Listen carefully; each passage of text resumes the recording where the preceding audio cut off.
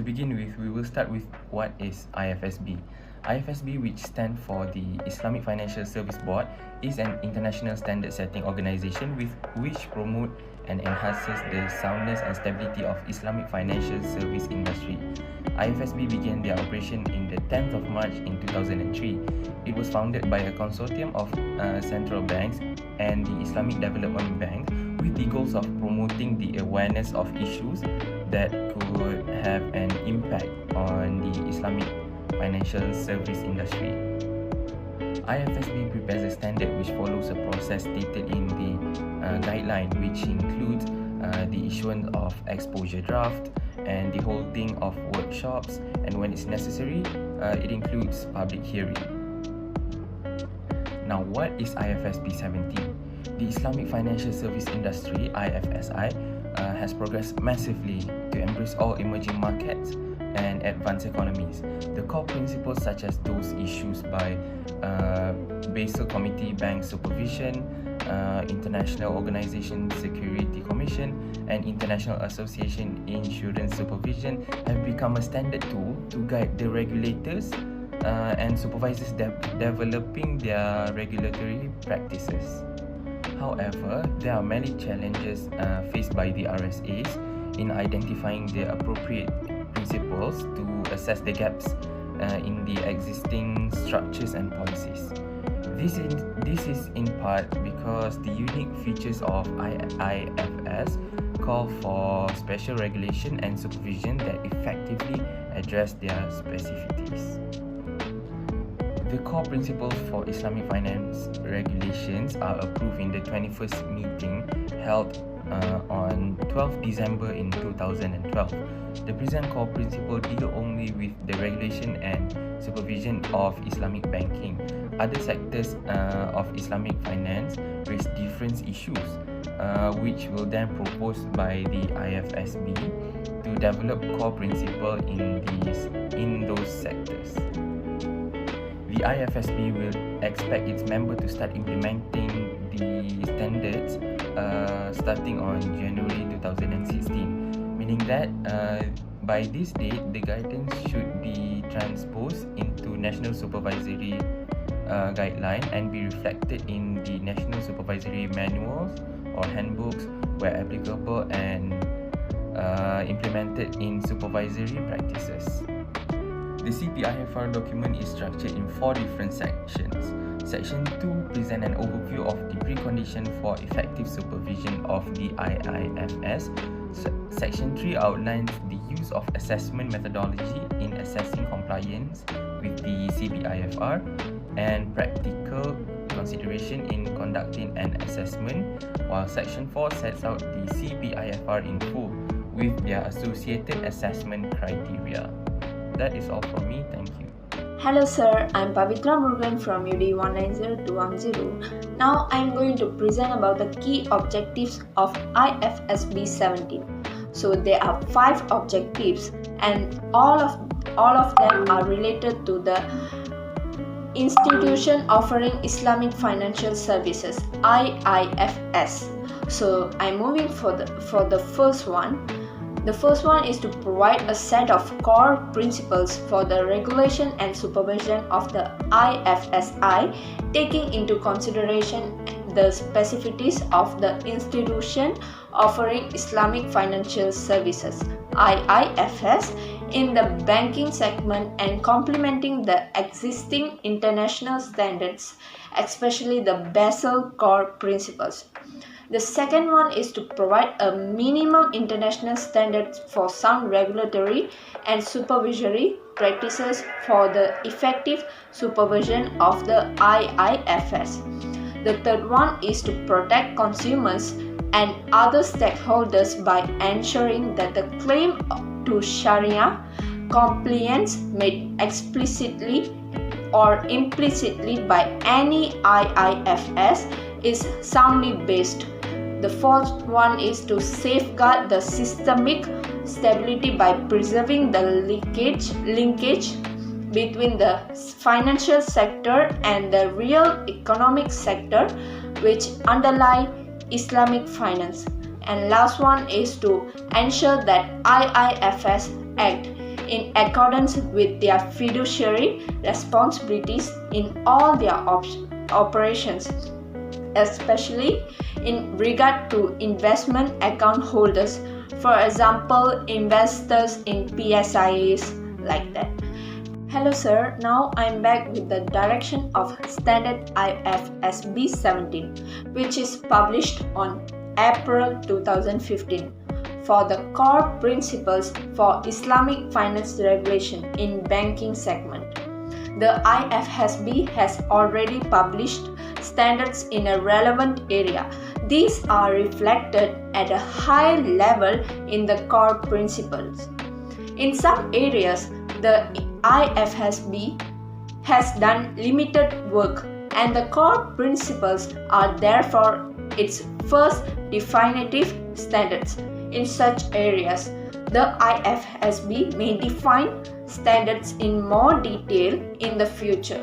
Revisions to existing IFSB standards and guidance and any new standards and guidance will be designed to strengthen the regulatory regime. The supervisory authorities are encouraged to move towards the adoption of updated and the new international supervisory standards as they are issued. And that's all from me. Thank you. Assalamualaikum to Sir Mustafa Buhari. My name is Nur Nadira and my matrix number is UDE190197. I'll be continuing the presentation by sharing on how the Islamic Financial Services Board helps to guide the Islamic financial institutions towards the Sharia compliance activities.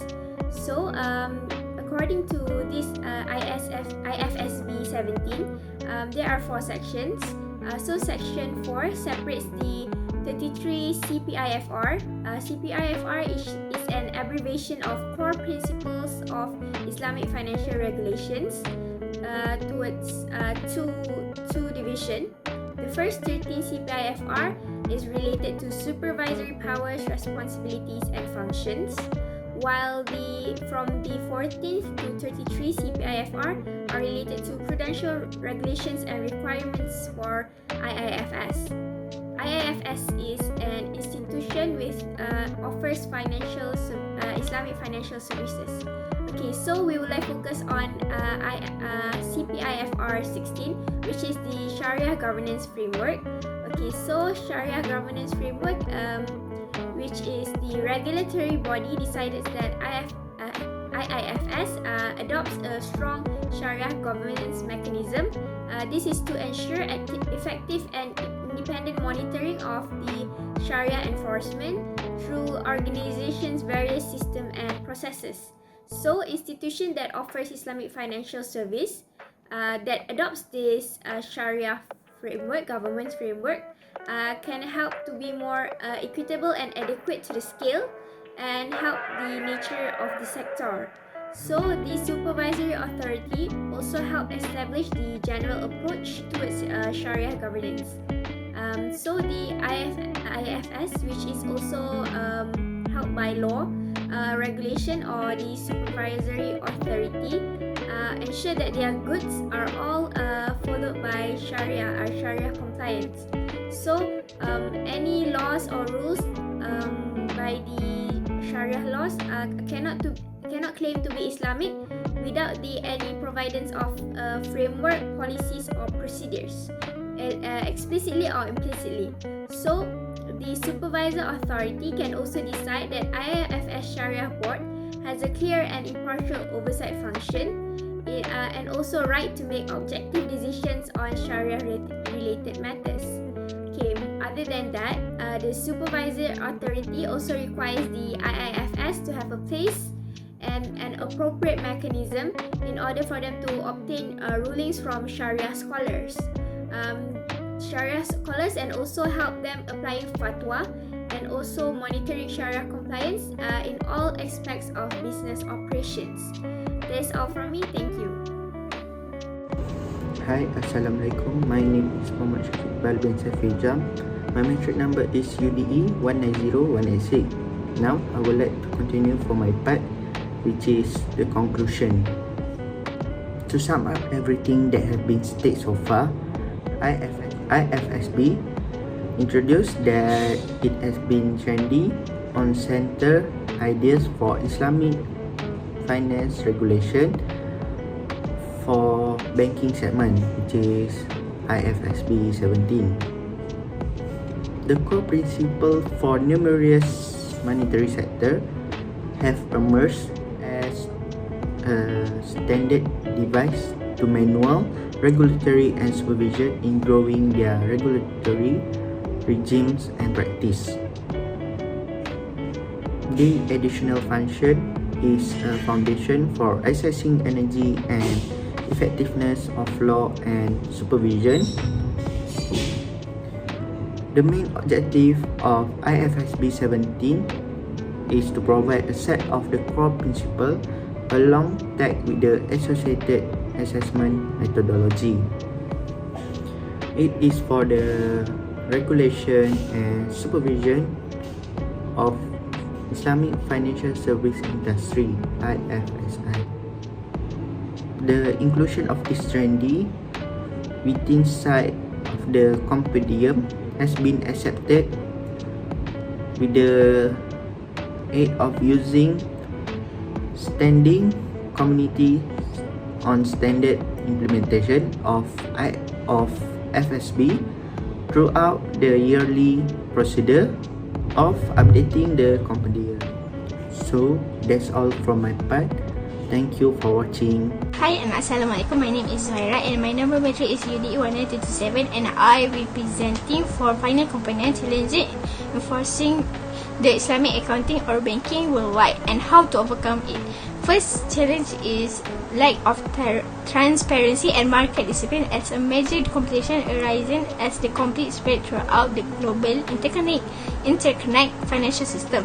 It was unclear which investor and market participant were most risky to accept value declines. As a result, the widespread ownership of challenged and frequently transparent investment instruments such as assurance debt obligation and a variety of other structured investment products made analyzing contemporary risk exposure difficult, particularly when they were held off balance sheet. The solution for the challenge is the requirement for transparency is a crucial Sharia consideration. Any kind of deception, fraud, or attempt to violate Sharia principle of justice and fairness as based on the Quran. So Islamic banks should follow the standard of Islamic Financial Service Board IFSB. The IFSB disclosure to encourage transparency and market discipline for institutions providing Islamic financial service outline a set of core principles and practice that institution providing.